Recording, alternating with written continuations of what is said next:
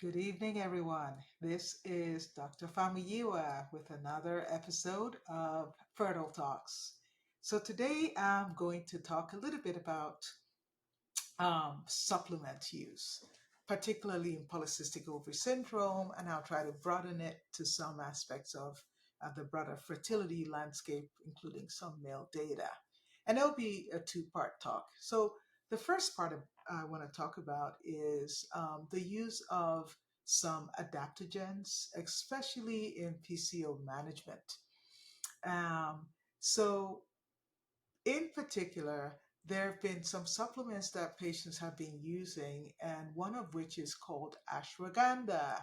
Ashwagandha is with Witheria somnifera, and the other thing that some patients are using is called rhodiola, Rhodiola rosea, and that's receiving renewed attention in some landscapes. So these are plant derived compounds that are believed to modulate the hypothalamic pituitary um, adrenal axis to reduce cortisol and also have some antioxidant effects.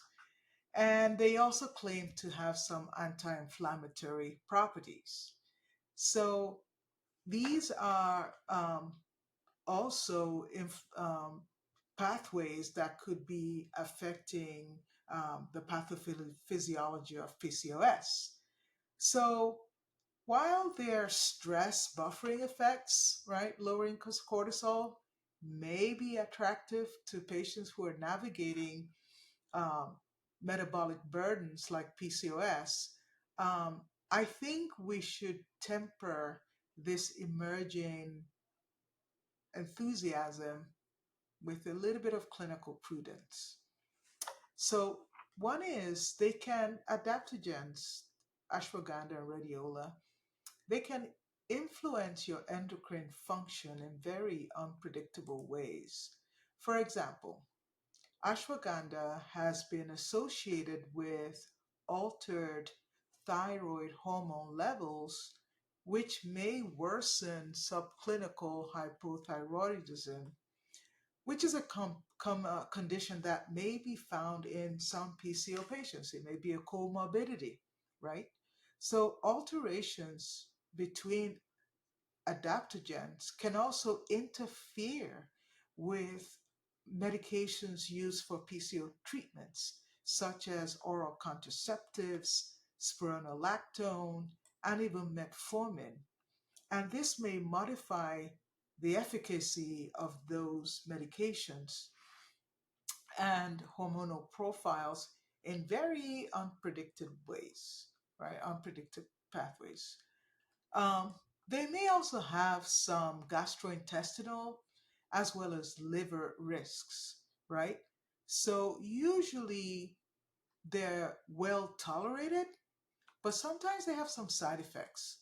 And ashwagandha has been linked to diarrhea and in very rare cases, yeah, rare, liver toxicity.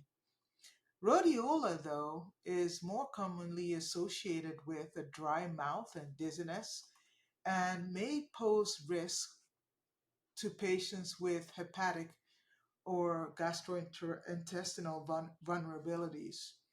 So I think it just underscores the fact that you really need to be under the care of a physician or talk to your primary care doctor or your doctor before you start using these medications, right?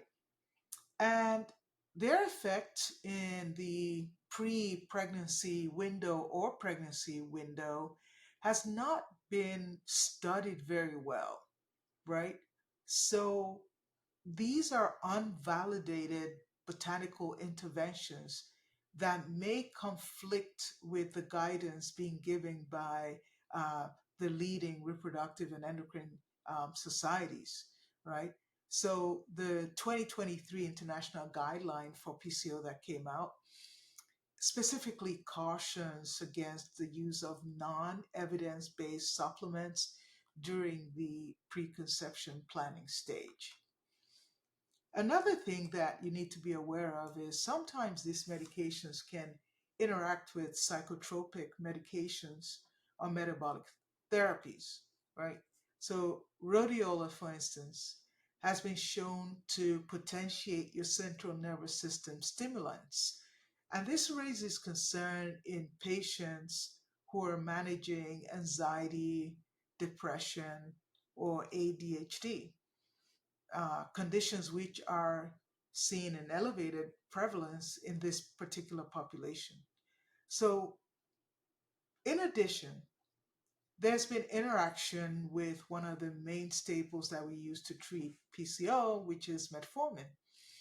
And it can interfere with metformin's ability to be insulin sensitizing, thereby making your metformin not as effective. So I would say they have been understudied. We need more studies. I think there's some data um, that in men, now I've talked about PCO in women, obviously, but in men, ashwagandha may be associated with improved fertility, um, based on very small clinical studies and systemic reviews. And what they noticed was that some of these men had increased sperm concentration, semen volume, and sperm motility, um, were seen in this men. I think that one should go about using these botanicals with extreme caution, especially in women who are dealing with PCO or who may have thyroid issues. I think you need to be extra careful. All right. So, if this has been helpful, I need you to send me any comments, let me know, and I'll be happy to do the research for you.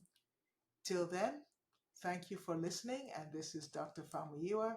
Please don't forget to share our podcast and like and subscribe.